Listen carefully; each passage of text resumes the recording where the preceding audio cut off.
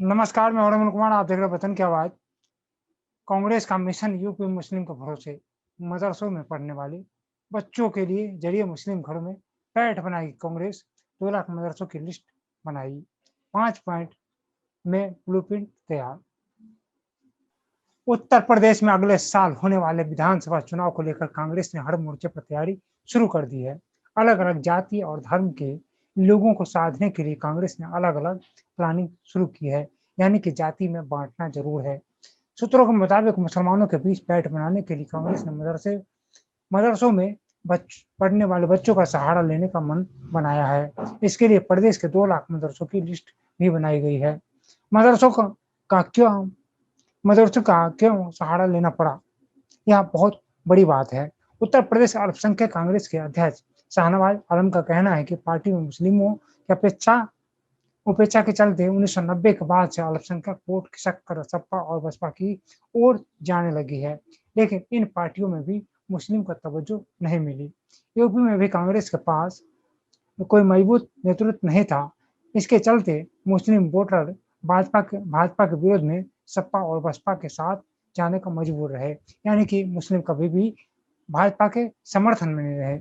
इसका फायदा दोनों पार्टियां उठाती रही, बसपा और सपा।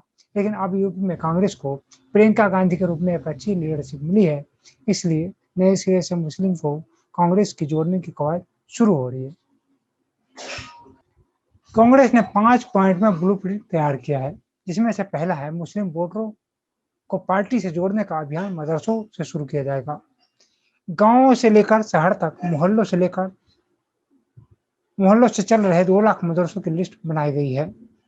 पार्टी कार्यकर्ता इन मदरसों में जाकर उलेमाओं के साथ बैठकर मदरसों के छात्रों के साथ को कांग्रेस की नीति और चुनावी एजेंडे की जानकारी देंगे। मदरसों के छात्राओं की मदद से उनके घर तक पहुंचेंगे। कोरोना में जिन मुसलमानों को दिक्कत हुई है, उनकी मदद करेंगे। अगर हम मुस्लिम के परसेंटेज देखें कि किस एरिया में कितना मुसलमान है, मुरादाबाद और रामपुर में 50% से ज्यादा आबादी मुसलमानों की है। मुरादाबाद में 50.80 है, जबकि रामपुर में 50.57 है।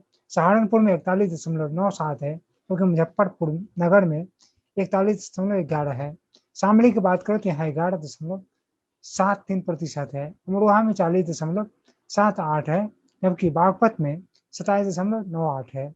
हापुड़ में 32.39 है, मेरठ में 34.43 है। संभल में 32.88 है। बहराइच में 33.53% है, जबकि बलरामपुर में 37.51 है। बरेली में 34.54% है। बिजनौर में 43.4% है। वहीं अलीगढ़ में 19.85% है। अमेठी में 20.6% है। गोंडा में 19.76% है। लखीमपुर में 20.8 है। लखनऊ में 21.46 है। मऊ में 19.46 है। महाराजगंज में 17.46 है, जबकि पीलीभीत में 24.11 है।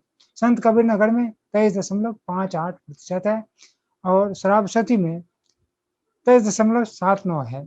सिद्धार्थनगर में 29.23% है, जबकि सीतापुर में 19.93% है। वाराणसी में 14.88% है। ये कांग्रेस ने सपा के खिलाफ भी अभियान शुरू किया है। सहानाबाद बताते हैं कि अल्पसंख्यकों को जोड़ने के लिए एक स्पीक अप माइनॉरिटी कैंपेन शुरू किया गया है। फेसबुक लाइव के जरिए चलाए जा रहे इस कैंपेन में बताया जा रहा है कि किस तरह से सपा का बीजेपी के अंदरूनी सांठ-गांठ रहता है।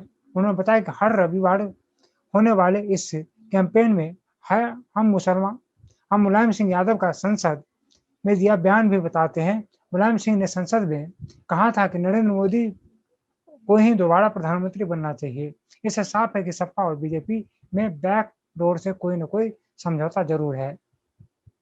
वोट बैंक शेयर का फॉर्मूला भी तैयार किया गया है, जिसमें 2017 में विधानसभा चुनाव में 47% और लोकसभा में 20% यादव वोट सपा के साथ गया था। अब बचे हुए वोटर्स को कांग्रेस से जोड़ा जाएगा। 28 से 30% वोट हासिल करने की कोशिश होगी। कांग्रेस के सर्वे से मालूम चला है कि ज्यादातर 30% वोट हासिल करने पर सरकार बन जाएगी। 20% मुस्लिम वोटर को एकजुट होकर कांग्रेस के साथ आने के लिए कहा जाएगा। बीजेपी से नाराज ब्राह्मण, गैर यादव और ओबीसी और दलितों को भी जोड़ा जाएगा। अब यहाँ पे एक नई चीज बात आ गई, मुस्लिम ओबीसी। मुस्लिम ओबीसी कौन है? मुस्लिम ओबीसी पे फोकस किया जाएगा। शाहनवाज के मुताबिक सूबे में करीब 8-10% यादव है, जबकि मुस्लिम ओबीसी की संख्या इससे कहीं ज्यादा है। यानी कि यादव 8-10% है, लेकिन मुस्लिम ओबीसी इससे कहीं ज्यादा है। इसमें खास तौर पर अंसारी की संख्या ज्यादा है। गोरखपुर में करीब 4 लाख, मऊ में करीब 3.5 लाख, बनारस में 4 लाख, मुबारकपुर में, आजमगढ़ में करीब करीब 2 लाख और अम्बेडकर नगर में करीब 4 लाख अंसारी है। कुल कुल मुस्लिम ओबीसी की करीब 60% संख्या अंसारियों की है। इन्हें बताया जा रहा है कि आज़ादी की लड़ाई से लेकर अब तक देश की में इनकी कितनी अहम भूमिका रही है। शाहनवाज का कहना है कि केवल अंसारी से तुलना की जाए तो किसी जिले में 4 लाख यादव वोटर नहीं मिलेंगे, फिर भी वहां सपा इन्हीं मुस्लिम वोटरों की बदौलत जीत हासिल करती है। अंसारियों के बाद ओबीसी मुस्लिम की एक और बड़ी आबादी वाले कुरैशी को भी मजबूती से जोड़ने का अभियान चल रहा है। इसलिए सिलसिले मोमिन कॉन्फ्रेंस आंदोलन से जुड़े रहे अब्दुल क्यूम अंसारी, जो कि बुनकरों के बड़े नेता रहे, उनके जन्मदिन पर इस पर कांग्रेस ने कई बड़े कार्यक्रम आयोजित किए।